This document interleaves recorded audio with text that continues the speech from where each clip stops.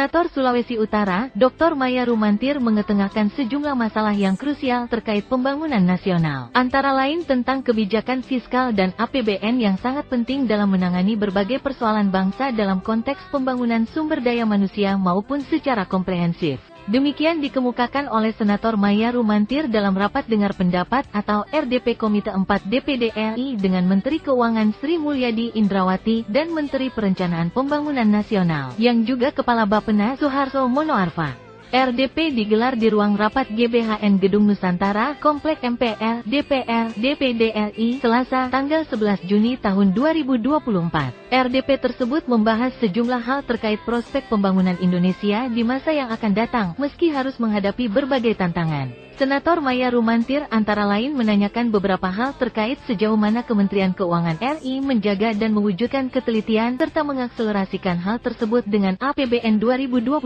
agar tetap sehat dan dapat dipercaya.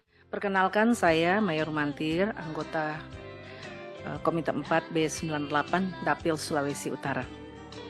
Setelah mendengar tadi paparan dari Bapak Ibu, saya sangat kagum bagaimana prospek pembangunan kita yang akan datang jika kita melihat postur tubuh APBN 2025 kita meski dihadapkan oleh berbagai macam tantangan. Secara ringkas ingin saya sampaikan dan juga ingin bertanya kepada Bapak Ibu Menteri sebagai berikut, bahwa pertama adalah kebijakan fiskal dan APBN sangat penting dalam menangani berbagai persoalan bangsa, baik pembangunan manusia itu sendiri maupun pembangunan bangsa secara keseluruhan. Pertanyaan saya ke Ibu Menteri, bagaimana Ibu Menteri menjaga dan membangun kehati-hatian serta mengakselerasikan ini dengan APBN 2025 agar tetap sehat dan dapat dipercaya sehingga pertumbuhan ekonomi terus berkelanjutan. Apalagi dengan adanya IKN, bagaimana agar investor benar-benar percaya untuk ikut serta dalam pembangunan di Kalimantan tersebut. Karena saya dengar masih banyak persoalan yang muncul di sana, terutama soal kepercayaan investor dan masalah lahan yang belum dituntaskan. Ditambahkan, hal yang tidak dapat dipungkiri bahwa negara-negara yang saat ini masih terlibat konflik akan sangat mempengaruhi negara berkembang, seperti Indonesia. Konflik Israel-Palestina dan Rusia-Ukraina secara global berpengaruh terhadap stabilitas ekonomi Indonesia. Indonesia, apapun permasalahan yang dihadapi, harus terus membangun. APBN harus mendukung bagaimana pembangunan infrastruktur terus ditingkatkan. SDM ditingkatkan termasuk sosial ekonomi.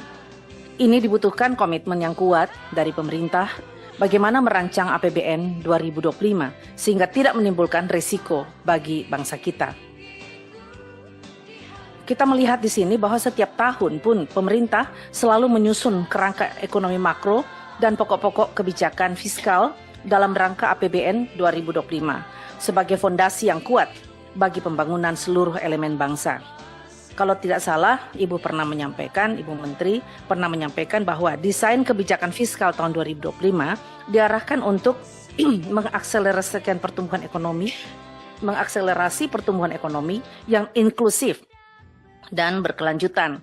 Kita tahu bahwa sekarang ini ada proses transisi pemerintahan dari Bapak Presiden Jokowi dan kepada Bapak Presiden terpilih Bapak Prabowo. Kita tahu pemerintahan proses transisi ini harus benar-benar dimatangkan dan memastikan agenda-agenda pembangunan yang berkelanjutan. Mohon penjelasan Ibu. Dan juga yang terakhir, mohon penjelasan Ibu mengenai prediksi pertumbuhan ekonomi kita, karena kita tahu bahwa tensi geopolitik akan terus menjadi perhatian dan tantangan perekonomian dunia. Catatan yang saya dapatkan bahwa IMF memprediksi pertumbuhan ekonomi global di tahun 2025 akan stagnan di 3,2% dengan tingkat inflasi yang cukup tinggi di 4,5%. Terakhir Bu, saran saya bahwa pertumbuhan ekonomi juga harus diikuti oleh kemampuan SDM yang handal untuk mampu mengatasi semua persoalan yang akan muncul. Dengan begitu, banyak isu-isu strategis yang menjadi permasalahan utama yang menjadikan sektor keuangan Indonesia masih menjadi perhatian serius. Saya pun berharap dan kami semua dalam pembahasan APBN 2025 dapat menghasilkan Undang-Undang APBN yang diharapkan bagi seluruh bangsa Indonesia demi terwujudnya pembangunan bangsa dan negara yang berkeadilan menuju Indonesia Emas 2045.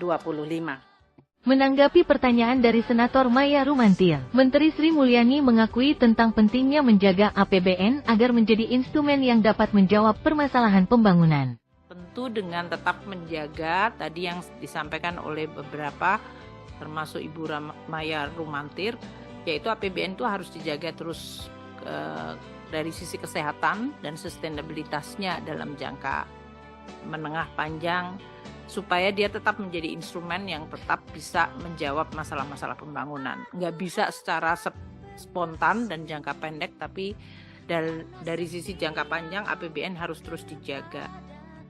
Ibu Maya Rumantir pertanyaannya itu heavyweight semuanya.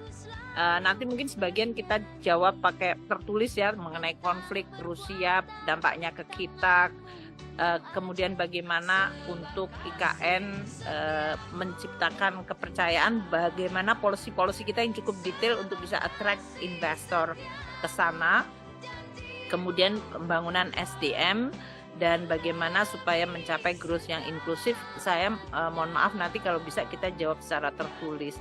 Prediksi growth 2025 tadi masih di dalam range 5,1 hingga 5,5. Ini masih di dalam range Ibu Maya. Nanti kita akan kalibrasi menjelang pembahasan untuk penyusunan nota keuangan sebelum 16 Agustus. Dari Jakarta, tim Maya Rumantir Channel melaporkan.